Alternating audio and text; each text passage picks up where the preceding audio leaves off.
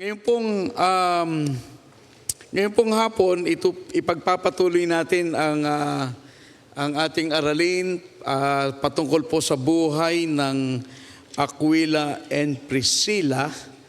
At nais nating pag-aralan ito. Romans chapter 16. Buksan po natin sa Romans chapter 16. Tayo po ay nasa ika-4 na mensahe, and I think may isa pa. I think makakagawa pa ako ng isa. Okay, tayo po ay tumayo at buksan Romans chapter 16. Ito pong ang sulat ni Apostol Pablo sa mga taga-Roma. Siya po ay namamaalam na at dito sa sa sulat, at sinasabi niya yung mga nakasama niya sa gawain. So dito sa Romans 16, sa verses simula sa verse number 3, ito ang sabi niya, "Greet Priscilla and Aquila." Now remember, si Priscilla yung wife, di sa pagkakataon nito, nauna si wife bago si husband, Pero marahil sapagkat mas marami sigurong tungkulin si Priscilla, wala namang wala naman tayong nakitang masama diyan. "Greet Priscilla and Aquila, my helpers in Christ Jesus, who have for my life laid down their own necks, unto whom not only I give thanks, but also all the churches of the Gentiles. Likewise, greet the church that is in their house." Okay, so ito ating text. Ang aking title, The Ministry of Helps. The Ministry of Helps. Tayo po'y manalangin. Panginoon, samahan mo po kami sa aming pagtalakay sa buhay ng isang mag-asawa sa Bagong Tipan. Marami pong aral ang pwedeng makuha sa buhay ni Aquila and Priscilla sapagkat sila'y nagpagamit ng buhay sa iyo pong gawain. At tulungan mo kami, marami po kaming mga married couple sa church na ito, at naway maging halimbawa ang buhay po ng Aquila and Priscilla upang ang aming buhay sa aming pamilya ay hindi lamang nakasentro sa aming sarili, kundi nakasentro din sa iyong gawain. Pagpalain mo po ang mensaheng ito, at ito po ang aming samot dalangin sa pangalan ni Jesus. Amen. Salamat po. You may be seated. Kayo po siguro ay familiar doon sa Dead Sea. Yung Dead Sea sa Israel, ito po ay napakalalim na lugar. Parang mga 1,500 ginagawa nila? Miles below sea level. Talaga napakalalim. So in fact, siya atang pinakamalalim na lugar sa mundo eh. So ito pong Dead Sea ay namatay. Pero siya ay namatay. Actually, hindi naman siya sea. Siya ay body of water. Siguro parang lake ba? Parang lake. Pero kasi po, tumatanggap siya ng tubig buhat sa Jordan River. Kung titignan niyo yung map, yung parang yung ilog na ganyan, pababa, nagwakas siya sa Dead Sea. Ang Dead Sea ay namatay sapagkat bagamat tanggap siya ng tanggap buhat sa Jordan River, hindi siya marunong magbigay. So namatay na yung body of water. So ngayon, wala nang nabubuhay na marine life, walang isda, walang palaka. Napakayaman naman sa mineral. That's why kung nakakita kayo ng mga larawan, may mga nagsiswimming doon na naka-float. Meron nagbabasa ng libro, nakaupo sa tubig. Kasi yung tubig ay napaka-dense, napakayaman sa mineral. So, ganon din sa marriage. Maraming marriages ang namamatay, kung mga Christian marriages, hindi sapagkat dahilan sa mga bagay na good things that you have received. But because of the good things, we do not share.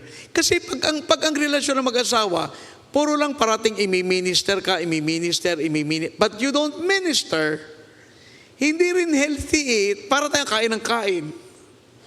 Hindi naman tayo nagbabawas ng kinain, mamamatay. No? Tingnan nyo naman, at sa dami ng, pwede makinig tayo ng preaching, retreat, Bible study, sermons, magbasa tayo ng mga articles, religious articles, and you keep it to yourself, hindi rin naman, parang wala tayong outlet, parang hindi rin maganda yon. Now, sa tingin ko, mas maganda na ang mag-asawa sa church ay merong, katulad ng itong mag-asawa, meron silang outlet ng ministry. Hindi lang ba tayo, nakaupo kayo dyan, parati nakikinig sa akin at sa iba at sa mga missionary, pero anong ginagawa nyo? Ay si Aquila at Priscilla, makita natin ay kakaiba ang kanilang ginawa.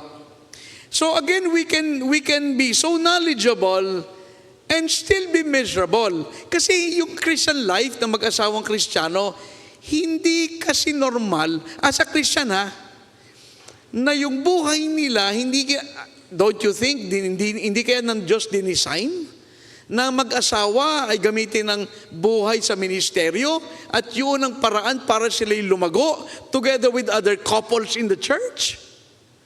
I would rather think so. Ang church kasi, alam mo to, pamilya to Ay, kaya kailangan membro kayo para kayo ay kabilong dito. At itong pamilyang ito, meron itong dynamics.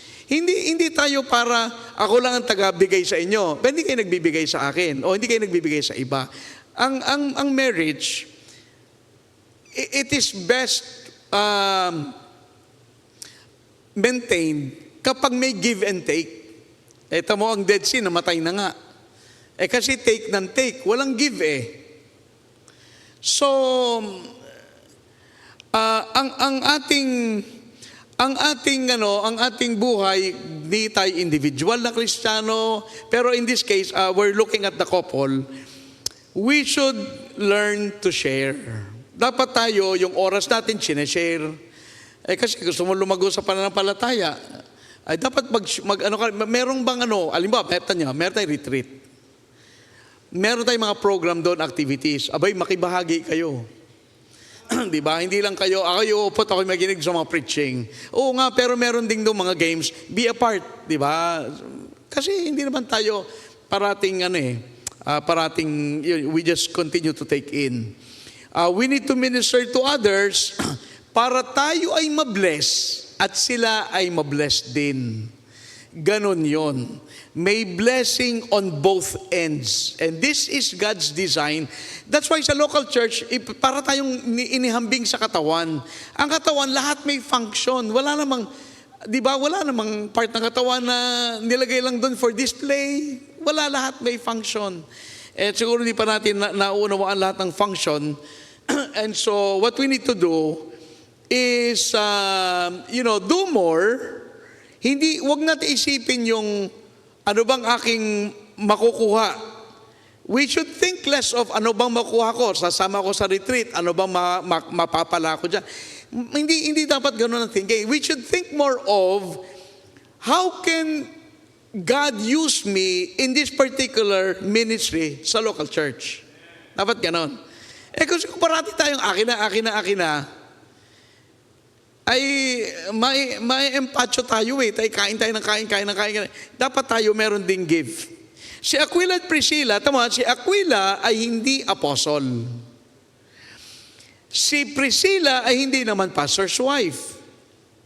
Pero napansin niyo ba sa verse 4, ang sabi niya, unto whom not only I give thanks. Ako'y nagpapasalamat, sabi ni Paul, sa mag-asawa na ito. Sabi niya, but also all the churches of the Gentiles. Nakita niyo yun, na sila ay blessing, hindi lang kay Paul, kung hindi sa mga simbahan ng mga Gentiles. Ibang level itong mag-asawa. Hindi ito mag-asawa na ang alam lamang ay umattend at umuwi. Hindi, mukhang mas marami pa silang nagagawa. Ano? So, imagine yung influence nila, no? Ginamit sila ng Panginoon, and I think, maganda kung sa church natin, kopyahin natin yun. Kung ay mag-asawahan, kita nyo yung mga men, ang dami pang absent doon. Pag kumanta, kasi iba pumunta sa mission eh. Di ba? Iba naman siguro absent. So, marami pa. Imagine kung lahat yan ay Aquila Priscilla. O, di napakagagaling, no? Dalawa lang at ang ating, the ministry to preachers and the ministry to people. Okay? Yung ganun ko hinati. Una, I'd like to say, ministering to ministers is a ministry. Kayo pong, alam niyo po, mga membro, kahit mga preacher, kasi ito pong mag-asawa, alam mo bang silang nagturo kay Apollos? Kasi nakita na siya, Paul, parang mali ang tinuturo nito si kapatid. Tandaan niyo yung sabi ni Paul, I have planted, Apollos watered, but God giveth the increase. Si Apollos is one of the great men. Pero alam mo, dumating yung time, tinuruan ng mag-asawa. So itong mag-asawa talagang magaling.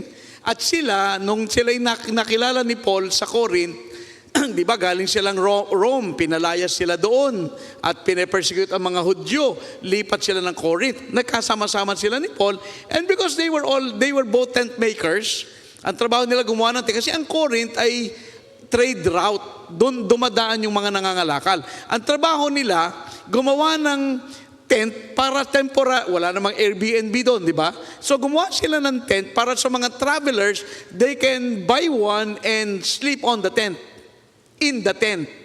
So therefore, sila'y nagkakilala. And so itong mag-asawa ay sa Romans 16 verse 3, ang sabi dito, greet Priscilla and Aquila, my helpers in Christ Jesus. Ito ay mga helpers. Alam nyo, sa ministry po, walang maliit na ministeryo. Baka isipin nyo, ako may nagwawalis lang, so what? I mean, binawalis mo naman ang templo ng Diyos. Ay, kita mo yung mga nagwawalis dyan, mga nakapula. Kasi mag-election na di ba? Uy, at least na dito ka nagwawalis. Minsan ako nagwa-walking dito pag umaga, nakita ko yung mga bata, mga Bible student, naglilinis. Di ba ako naawa sa kanila Kasi yan ay privilege, yan ay ministry. Hindi ba ministry? Ang ministry, ginagawa mo sa Diyos. Bakit? Porke nagwawalis ka, mahina ba yun? Kahit saan ka naman naroon, dapat nagwawalis ka talaga hindi winalis ko pa ang tahanan ng Diyos. Minsan kasi may thinking na parang ako lang ang may reward sa langit. Hindi ako lang, tayong lahat. Kasi, sino ba mahalaga, yung kumanta o yung tumugtog? Hindi mo pwedeng gayatin di ba? Ako'y taga-ganito lang, so what? Halimbawa, ikaw ay naka-assign sa guardhouse. Ay buti nga't walang batang dati may tatakbo dyan. Untik nang maipit ng tricycle. Mahalaga lahat ang ministry. Ngayon, itong mag-asawa ay helper. Kita mo yan, helper. Walang reklamo yan. Now, you see, not everyone can be a leader. Gusto ko nga maraming leader. Gusto ko lahat yung tatay na yung leader. Di ang sarap ng buhay ko. Ang daling kumilos. Kasi, punta tayo sa 4Ps. Ang dami kong kasama. At pagdating doon, mag-aaral kami ng Bible. Di ang dami. Di ba ang ganda? Hindi naman lahat leader May mga trabaho kayo. May mga ganyan. So because not everybody can be a leader, although hindi lahat tayo pwedeng leader, lahat tayo pwedeng maging helper. Okay? So be a helper at mag-minister. Now sa 1 Corinthians 12:28, tingnan nyo, pakita ko ito isa pang ministry kasi yung pagtulong yan ay ministry. 1 Corinthians 12:28. Sabi dito, and God had set some in the church, first apostles, Secondarily, prophets. Thirdly, teachers. After that, miracles and gifts of healings, helps. Governments, diversities of tongues. So may mga tao na binigyan ng Diyos ng kakayanan para makatulong. I tell you, alam nyo, blessing, tanungin mo kahit sinong pastor, pag merong napaka-faithful na member, ay talaga namang blessing. Kailangan din yung ganon Kailangan din natin yung mga tumutulong, yung mga helpers sa church, kailangan yan. Now, yan ang isa sa pinaka-kailangan natin. Ang kailangan natin, marami tayong help. I guess minsan tawag natin mga volunteers.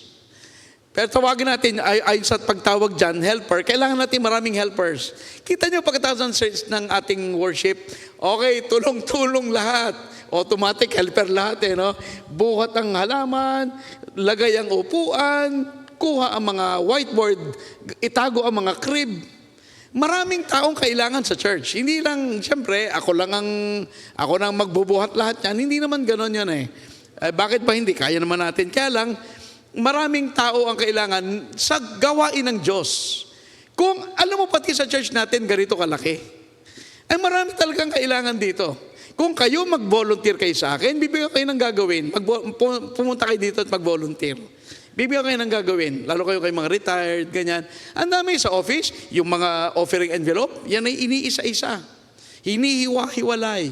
Binabalik yung mga sa nila. Kasi pag nagbilang, inihiwalay sa envelope yung papel. Di ba? Ganon. At pag Lunes, ibabalik sa loob. Ang dami pa. Ang dami pang pwedeng gawin. Gumagawa tayo ng mga books. Alam niyo po, yung mga books, mga DVBS materials, binibigay natin sa mga pastor. Yung iba naman, binibili nila. Bakit? Para yung ginawa nung 4th year na graduating, makinabang yung ibang simbahan. At yun nga naman ang ginagawa. Hindi ko nga binibigay at cost Binibigay ko half the cost. Ang cost natin 300, binibigay ko lang 150 para lang ma-share. Now, ang dami kailangan Xerox nun. Pag nakita niyo mga Xerox dyan, di ba? Ang dami niyong magagawa. Yan ay ministry. Okay, now, ano ang panalangin ng Panginoong Jesus sa Matthew 9:38? At yun yung panalangin niya, Matthew 9, verse 38, pray ye therefore the Lord of the harvest that He will send forth laborers into His harvest. Kailangan natin ng manggagawa at sabi ng Panginoong Hesus, ako ay may prayer request. Ipag-pray nyo na ang Ama ay tumawag ng mga manggagawa. Kailangan kasi natin ng manggagawa sapagkat ang dami ng gagawin. Ang daming bansa. Kaya bakit ba kami pupunta ng Vietnam at Cambodia? Para yung mga pastor na sasama, makita nila kung ano ang misyon. Kung ako lang, nakita ko na yun. Pero gusto kong encourage yung mga kaibigan kong pastor na makita nila. Kasi may mga, di ba, mapalad sina Harold nakapag-stay doon. Pero pag hindi mo alam ang Vietnam, iba yun sa Cambodia. Magkatabi yun. Mag-start ka lang gawain sa Cambodia, iba rin naman. Punta ka sa Thailand, iba din. Ay sa Myanmar, ay lalong ngayon, talagang magkakaiba. So, kailangan natin ng manggagawa at mga couple sa Grace, i-avail nyo yung opportunity na kayo ay makatulong sa mga gawain. Okay? Now, ang ministry required dyan ay sacrifice. Mga kapatid, patungo tayo sa langit, ano bang sakripisyo talaga na meron ng gawain ng Panginoon? Papunta ka sa langit, anong sakripisyo? Maglingkod, sakripisyo ba yun? Papunta ka nga ng langit. So actually, pero it requires sacrifice. Yun ang term natin, sacrifice. Pero talaga, wala naman sacrifice. Pero may sakripisyo Huwag kayong tumulong kasi convenient sa schedule nyo. Huwag kayong tumulong kasi may public recognition sa inyo. Kasi darating ang time, hindi na kayo maalala ng pastor lahat kasi marami kayo. Pero ganun ba tayo? Tutulong ako kung ako ay may makukuha? Kung ako ay may oras? kung ako'y may bakanting sa schedule. Maling motive yan eh. Nang maglingkod ka, bigyan mo ng panahon ang gawain ng Diyos. Kaya ako na-appreciate ko yung mga nagbibisita pag Sabado. Kasi alam ko may mga gawa kayo sa bahay. Pag napunta kayo dito, nagbibisita, I appreciate that. Kasi alam ko na maraming gawain kahit sa inyong mga sariling tahanan. Pero tingnan nyo to. Acts 18:18. Acts 18. Ito naman sa Acts 18, itong si Paul, pine-persecute. Di ba nag-stay siya ng 1.5 taon sa Corinth, tapos lumipat siya. Lumipat si Paul. And dito sa verse 18, ang sabi, and Paul after this, tarried there yet a good while, and then took his leave of the brethren, and sailed thence into Syria, and with him Priscilla and Aquila. Ito si Paul, pine-persecute, kailangan siyang umalis, sinamahan ng mag-asawa. Kaya ang unang puntos ko na binigay ay ministering to minister is a ministry. At salamat sa inyong mga membro na kayo ay naririyan to minister to me and to our visiting missionaries. You know, ang dami nating missionaries, di ba? And I appreciate ko yung iba na ina-accommodate nyo ako at yung bisita para, give them a meal. Kung ako lang, kaya ko naman bayaran niya. Kumain tayo kahit saan. Kaya naman yan. May budget naman. Pero, hindi ba nakakatuwa? But sabi minsan ng isang couple, Pastor, dito tayo kumain at kami nang bahala. Hindi ba blessing yon? Kahit kayang-kaya ng church nating bayaran yon. Pero yung gesture na gusto nyo maging pagpapala sa mga lingkod ng Diyos ay napakalaking encouragement. Kasi alam niyo po, kaming mga nasa ministry, medyo marami kaming laban na hindi nyo batid. Marami kaming laban eh. Buti pa nga ako, wala masyado. Pero yung mga pastor, doon na lang sa kanila mga pinansyal. Kinikwento ko sa mga board natin kanina, nag-meeting kami. Sabi nung kausap kong pastor Pastor, yun nga ang kaibigan kong pastor yung mga anak lumaki na, hindi na pag-aral sa college at walang pera.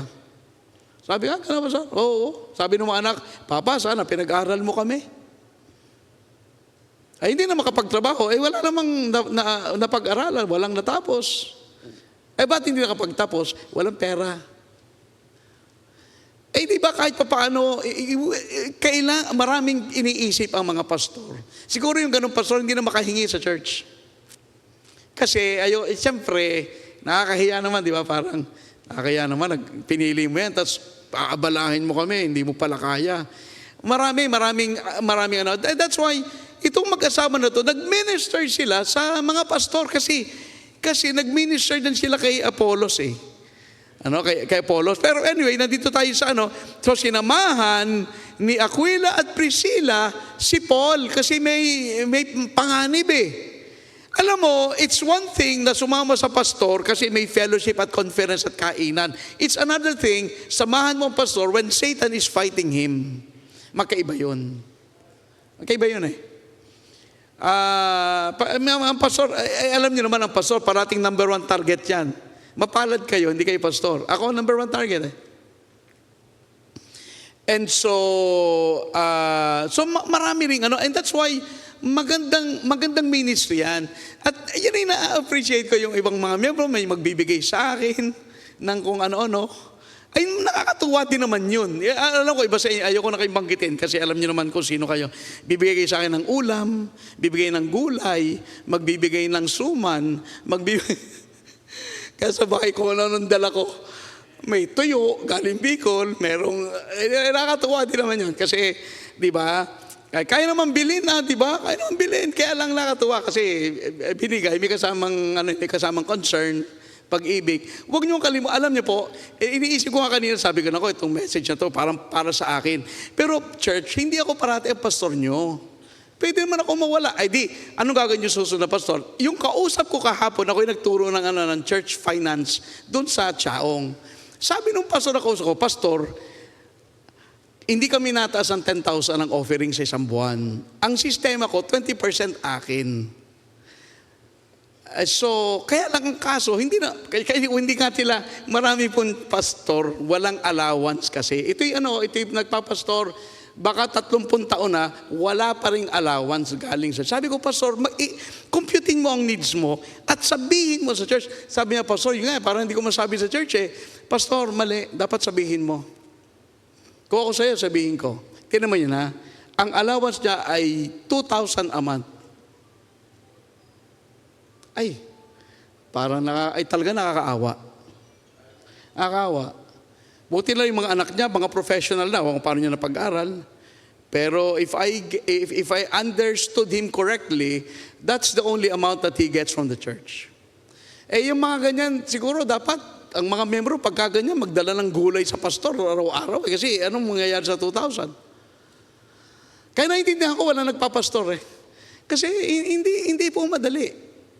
Kung titingnan niyo ako, bago pa nakarating dito, marami na rin tayong, di ba? Marami na rin talagang ginawa para at panalangin. Pero, and so, samaan po ninyo yung pastor. Kagaya ito, sinamahan si Paul. Huwag yung pagkainan, pastor, sama tayo at may anniversary doon sa Red Peak. Hindi. Lalo kapag may mga problema, ay samahan niyo ang pastor. Kasi again, hindi naman nga, kasi sabi ko ito, kasi naman ako parati ang pastor niyo, gusto ko i-educate kayo. Educate kayo. Kasi hindi ako forever narito. Di ba? Hindi ako forever nandito. Ako lang nag-start. Okay, pangalawa, be a blessing. It is a ministry. So, ipag-pray niyo yung ministry na yan, mag-minister kayo sa mga lingkod ng Diyos. Pangalawa, be a blessing to the ministers. Now, hindi lang tayo katulad ng Dead Sea na matay. Hindi lang tayo puro take. Maging blessing din tayo and learn to give at magbigay ng time sa pastor, di ba? Kaya alam mo, kung sasabihin, Pastor, kape tayo, ay matutuwa na ako. Kasi, di ba, kahit pa paano yung gesture ba?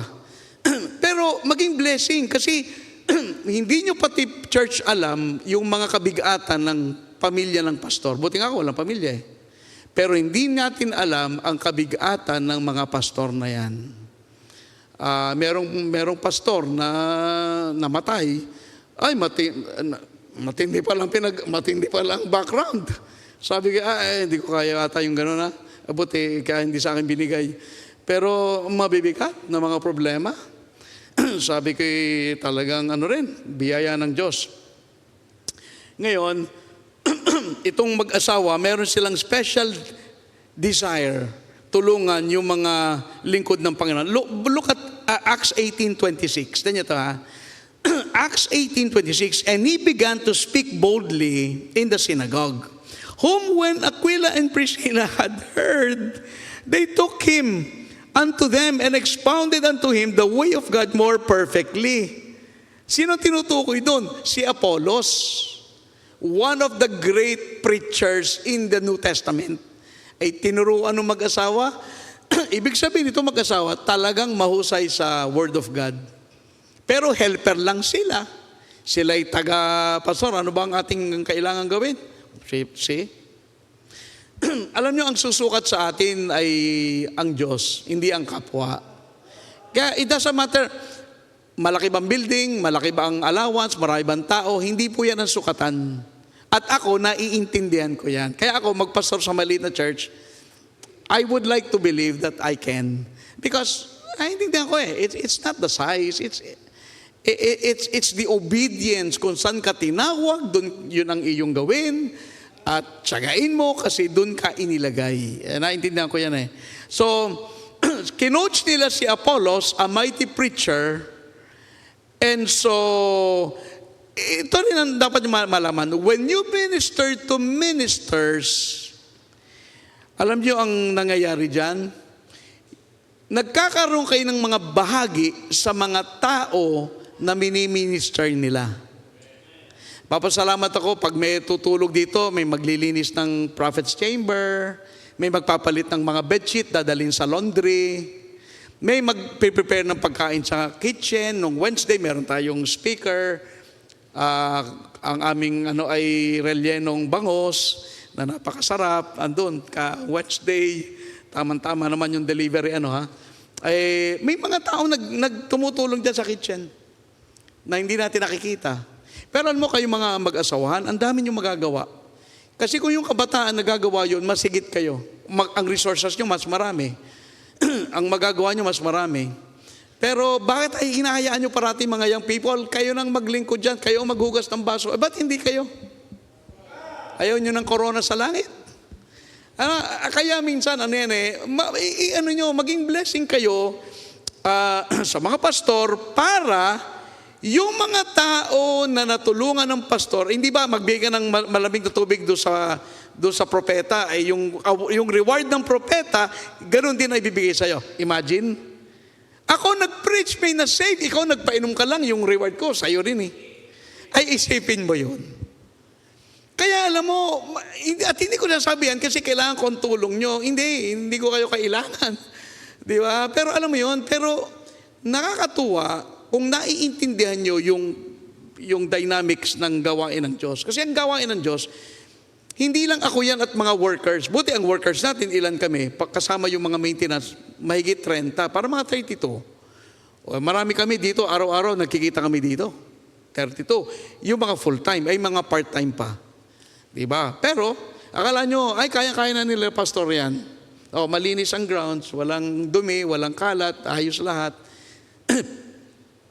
Pero, maganda na kayo ay may bahagi. So, imagine, itong mag-asawa, sinong in-encourage ng mag-asawa? Si Paul. Si Paul lang naman. At si Apollos lang naman. Yan yung mga tao. At tinuruan nila si Apollos. Kaya nung si Apollos ay nagturo, na itama yung kanyang doctrine. Isipin niyo yung effect sa mga taong natuto kasi naituwid yung aral. Don't tell me, napakaliit lang nun. Malaki yun. Kasi ito yung pinag-uusapan na yung ituturo mo sa mga tao na nakikinig upang marinig ang tinig ng Diyos. Abay, naturuan ng mag-asawa, ayos naman. And so, maging blessing kayo sa mga pastor, mga missionary, di ba? Hindi naman yan mga hari. Hindi naman kami kanon. Kaya lang nakakatuwa na parang nag-ano ka sa mga Old Testament, mga prophets. Di ba? Tandaan niyo yung may prophets, kaya nga prophets chamber na tawag Kasi si Elijah, pinatira nung pamilya doon sa kanilang prophets chamber. At nakita nila, parating dumadaan yung propeta, daan dito. Abay, sabi nung abay, tayo gumawa ng bahay dyan. Kawawa naman yung propeta, lakad ng lakad. Maglagay tayo ng lugar sa ating bahay, prophet's chamber. Kaya yun ang naging tawag dyan sa taas. Yung baba, guest room. Yung itaas, prophet's chamber.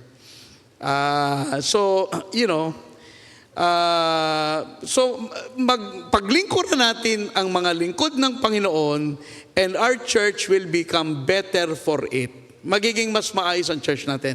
Pangalawa, dadalwa lang ministry to the people. So si Aquila at Priscilla, they were great encouragers. Minsan ipipreach ko sa inyo si Barnabas, kung merong pinakamahusay mag-encourage sa Bible, walang tatalo kay Barnabas. Kailangan natin ay mga Barnabas sa church. Kasi yung mga yan, hindi yan parang, tinan mo yun, tumusuot, Hindi ganun yan, tinan mo yun, bakit ganun yan? Hindi ganun yan. Si Barnabas ay parating, Brad, anong kailangan mo? O anong magagawa ko sa'yo? Baka may kailangan ka. Ganon si Barnabas. Son of consolation. Tama-tama pangalan, son of consolation. Now, 1 Corinthians 16:19. Tanya, 1 Corinthians 16:19.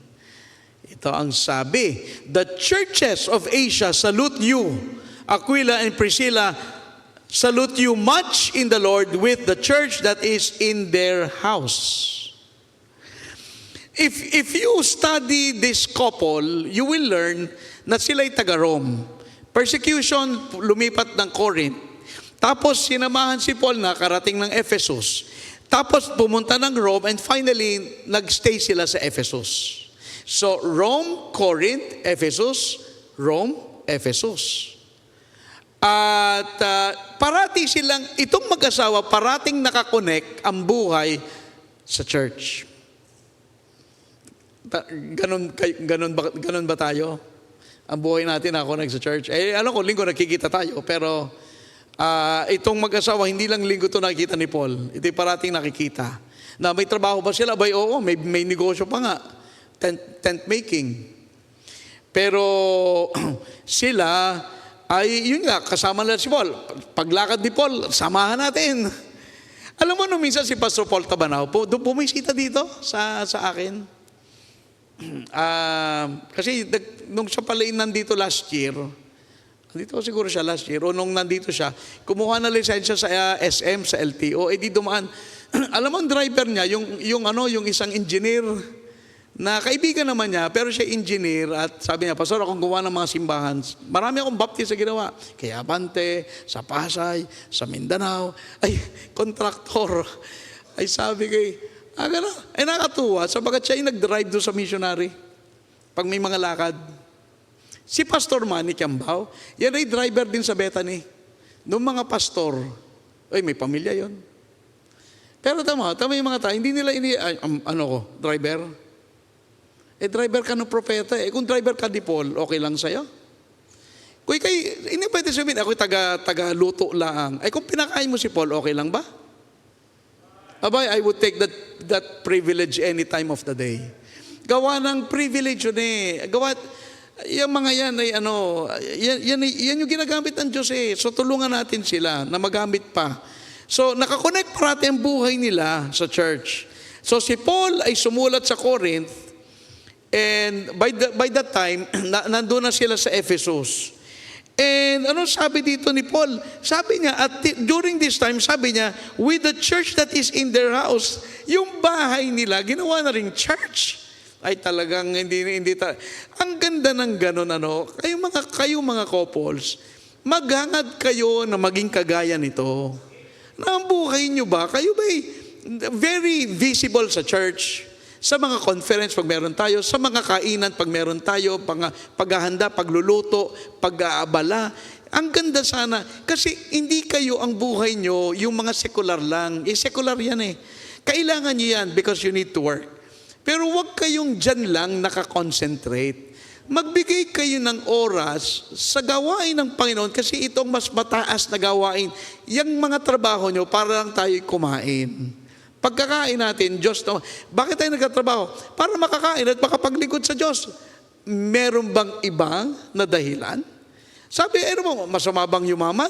Hindi. Kung gagamitin mo ng tama sa Panginoon. Lahat po ng ginagawa natin ay sa Diyos. Di ba sabi ko nung minsan, Pastor, uunahin natin ang Panginoon, hindi na tayo magpapahinga. Kasi puro ministry, puro Panginoon. Kailangan natin alam mo kung ba't dapat magpahinga? Para paglakas mo, makapaglingkod ka ulit sa Diyos. Ang buhay natin, pag aaralin mo ang Bible, walang iba tayong mas mataas na layunin sa buhay, liban sa Kanya. Kaya nga kayong mga college, kayong mga high school, pag pumili kayo ng career, tanungin niyo ang Panginoon. Huwag niyo tanungin yung, ito ba'y maraming pera? Madali ang pera. God can give it. Pastor Chody nga. Pastor, nawin niya yung supplier ng lettuce sa Save More. Ay pinuntahan namin sa Tagaytay. Makita ba, 7 hektarya ng lettuce. Pag hindi ka naumay, pag ikot namin, 10 hektarya naman dito. Yun ay sa Tagaytay. Paglabas mo ng ganyan, yun yung mga busy, mga restaurant. Ito mo, binigyan siya ng ganong member. Nagtatights pa. Ang dami daw niyang budget doon sa kanyang mission. Kasi nga, yung nagtatights, yung may-ari ng mga lettuce. Hindi lang yun, meron din siyang insurance. Maraming business. God will take care of you You take care of God, God will take care of you. Kaya nga sabi, seek ye first the kingdom of God and His righteousness, and all these things shall be added unto you. If you don't believe that, wala tayong magawa. Ako, I believe it. You need to take care of God, and He will take care of you. So, at this time, yung bahay nila, sa verse 19, nandun na ang church. Pagtingin mo sa Romans, hindi ba ganun din ata sa Romans Sa Romans 16:5, likewise greet the church that is in their house. So in other words, itong mag-asawa, kung saan man sila naroon, nasa Rome man o nasa Corinth man, yung kanilang bahay, ginawan church. Na pwede sabihin, bakit gagawin kong church yung bahay ko? Umupo kayo dyan sa labas. Pero yun ang ginawa nila. In other words, they were great encouragers. Okay, and let me close. At huli. Okay, ang dapat i-ano natin sa Panginoon, Lord, gawin mo kaming katulad itong mag-asawa. Blessing kayo sa mga tao, sa gawain, sa ministeryo, sa lingkod ng Panginoon. Kasi hindi ba napakaganda, napaka-rewarding na buhay? Kasi hindi ba kayo nauumay sa, gising, trabaho, tulog, gising, trabaho. Wala na ba ibang makikinabang sa atin kaysa itong ating pinagpiling kurang trabaho? O kailangan So, ipag-pray natin ng ating family ay maging kagamit-gamit ang family natin sa gawain ng Panginoon. Let me tell you, kapag in-expose nyo ang inyong pamilya sa gawain ng Panginoon, makakatulong yun sa inyo. Kasi imagine, ako nga pa iniisip ko, yung mga anak ng pastor, Pastor Chody, may 2 anak. Imagine, ilang pastor ang na-meet nung anak niya na yun. Yung privilege na ma-meet mo yung mga men of God from Mindanao, from all over the Philippines. Kasi yung tatay mo'y pastor, ay palagay ko napakalaking blessing. Kaysa mga bata ngayon ay katatamad, batugan, hindi marunong tumulong sa bahay, hindi marunong gumalang sa magulang. Tama natututunan. Maganda pa to. Gawin natin ito. So anong mga dapat gawin nyo? Pag-pray nyo sa Panginoon, pagpalain ng inyong pastor at ang pamilya ng pastor. Minsan, again, sabi ko to, hindi para gawin nyo sa akin, papalit sa akin na lang. Na sulatan yung pastor ng encouraging note. Pastor, salamat po sa message. At natugon ang aking panalangin. Meron ko pinagpe-pray. Minsan maganda rin sabihin nyo sa pastor yan para nalalaman niya. And then minister to other people who are in trouble. Alam nyo, church, akala nyo lahat na kayong nakaupo ay maganda ang takbo ng buhay. Marami sa inyo dumadaan sa mga pain. Marami sa inyo dumadaan sa mga needs. Mga hurts, sari-sari. Kaya lang, hindi nyo batit. Kasi nga, tayo mga Baptist, magaling tayong pumorma, parang okay, parang maraming pera. Akala nyo lang, ay hindi, marami tayong dapat tulungan at ipanalangin ng makasama. Di ba? Kaibiganin nyo yung mga bisita na unsaved. And then, bisitahin nyo sa bahay. Dapat ang buhay ba natin, in other words, sa ating 24 oras, 7 araw sa isang linggo, hindi lang tayo useful kapag may service. Meron din tayong active participation doon sa ministeryo ng Diyos sa kanyang local church. Hanapin nyo yung mga bisita, puntahan nyo. O di ba, kilala nyo yung mga bisita minsan. Dumalo kayo ng tapat, magbigay kayo ng tapat. Huwag niyong bawasan ang inyong giving, or kung hindi, huwag kayong aasa financially that God will ever bless you. Kasi patagal ko na sabi sa church, pag kayo magpapakounsel sa akin ng pinansyal, ang una kong tanong ito do you tithe? Do you give your tithes and offering? Now, pag ang sagot doon ay negative, wala tayong pag-uusapan, yun na yun eh. Ang may problema ka sa pinansyal, yun na yun.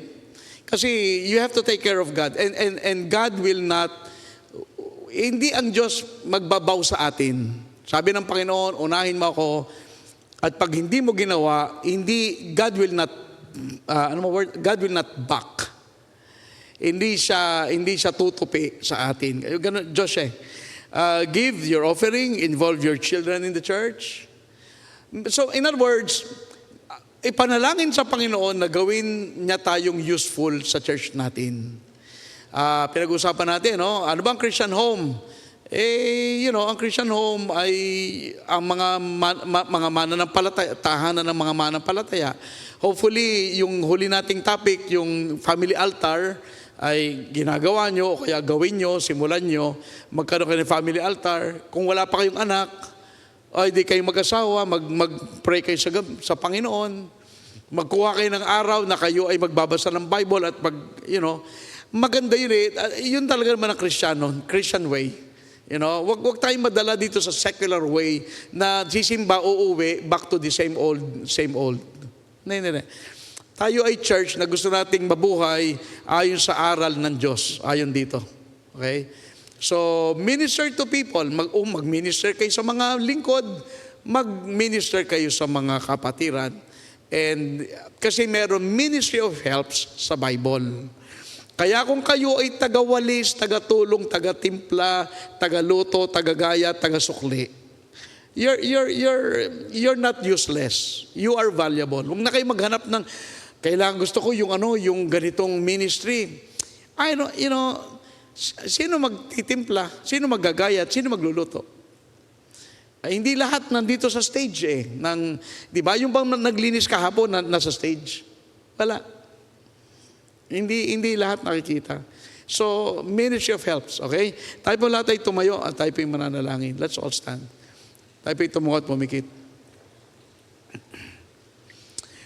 Siguro kung meron tayong magandang kung meron tayong kung gagawa ang Panginoon sa atin, bibigyan tayo ng Panginoon ng maraming mga tao na kagaya ni Aquila at Priscilla na ang desire ba ay makatulong, desire ay tulungan natin yung pastor kasi mukhang hirap dun sa ganito. Tulungan natin yung missionary, mukhang walang matutuluyan ngayong gabi, patuloyin natin. Pakainin natin yung speaker kasi mukhang pagod na pagod. At yung asawa at mga anak ay minsan kasama mga anak at ang hirap alagaan ng mga bata. Kaya sana magkaroon tayo ba ng vision bilang kayo sa inyong pamilya o sa inyo muna bilang mag-asawa. Kasi marami kayong mga mag-asawahan dito eh. Ano ba ang pwede nyong iambag? Ano bang pwede nyong ialok dito sa ministeryo ng Diyos kung saan kayo kabahagi? Huwag natin gawin ng church at sisimba, uuwi, and then nag-rapture. Find something to do. Mag-minister tayo sa mga tao. Well, ang pinakamaganda siguro, mag-minister kayo sa mga lingkod. Kasi yung mga lingkod na yan, hindi nyo naman alam kung anong pinagdaraanan nila eh. Minsan parang walang problema, ganun talaga. Hindi mo pwede isipin lahat ng problema. Pero may mga tao rin naman, yung mga unbeliever, na mga bisita, kailangan din nila ang ministry natin. Kasi yung mga yan, tinitingnan tayo eh. Ano kaya itong mga to? Tunay? Ano kaya itong GBC? Nagtutulungan? Are they truly the friendliest church in town like they tell us? Ano kaya? And that is why, tayo siguro church, para tayo maging maayos sa church, maglingkod tayo sa isa't isa, serve one another, para mag-glorify natin ang Diyos sa ating buhay. Huwag natin isipin lang parati tayong kabig ng kabig. Hindi, matuto tayo magbigay. Tingnan niyo yung mga nangangailangan. Tingnan niyo yung mga taong walang nakakausap. Yung mga membro na minsan, yung mga kabataan na walang kaibigan. Ba't di nyo kaibiganin? Diba? Kita niyo yung mga membro, minsan walang pag-uwi sa bahay, alam nyo, church, yung ibang membro pag-uwi sa bahay, walang ulam. May ganun eh. And so sana tayo ay hindi lang sa sarili. Sana maisip din natin ang pangailangan ng ating kapwa. At kayo bilang kayo mga couples, dapat pag-usapan nyo yan. Pagplanuhan nyo yan. How can you be a blessing? How can you make regular visits on Saturday? How can you perhaps take some days off and witness to someone? So dapat pag-usapan nyo yan. Because you're not a Christian only on Sundays. We are Christians every day. Okay? Tayo po'y manalangin. Father in heaven, we ask that you will apply this message to our hearts. Ipaunawa mo sa amin ang kahalagahan na kami po ay merong maitutulong. Na hindi lamang kami, Panginoon, dapat na dumadalo, umuuwi, and just do nothing. Wala kaming ginagawa kundi tumanggap ng pagpapala. Lord, marami na kaming tinanggap na pagpapala. It's time that we share the blessings that we have received to others who need it more than us. May mga membro na may mga pangailangan, meron mga membro na dumaraan sa pagsubok sa kalusugan, may mga membro na wala masyadong provision sa pamilya, kulang ang income. And Lord, siguro kaya kami narito sapagkat kami ang tutulong sa kanila. And so I pray that help us, Lord, to love one another, care one for another. Kami po ay tulungan mo na makita ang ministry ng helps sapagkat marami pang kailangan na katuwang sa gawain ang pastor. So Panginoon, bless our invitation, and this we ask and pray in Christ's name. While heads are bowed and eyes are closed, habang tayo po'y nakatunguan, nakapikit, if you'd like to come, alam mo, maganda rin, panalangin natin, Panginoon, can you give me a ministry? I want my life to count kung ano man ang aking magagawa. And even though hindi mo alam kung paano sa ka magsisimula? Well, the starting point is you ask the Lord. You ask the Lord, Lord, how can I serve you this year? How can I use the talents that you've given me to glorify you? You know, siguro dapat ganun. Lumapit tayo sa Panginoon at kausapin natin siya. Paano ko magagamit ang aking buhay para sa aking kapwa? At, kung kayo po ay conscious, marami po ang pangailangan sa ating paligid. At siguro baka ikaw makakatulong. And so we need to help. We need to help those who need our help. At ngayon pong gabi, kung kayo po ay hindi pa naliligtas, kailangan po na makilala nyo si Kristo kasi hindi po tayo maliligtas kasi tayo ay active member. Tayo po ay naliligtas sapagkat napatawad tayo sa dami ng ating mga kasalanan. Ang ating Diyos ay mahabagin. Nakikita niya ang ating puso. Alam niya kung ano ang kalagayan ng ating buhay. At alam ng Panginoon ang ating karumihan sa puso.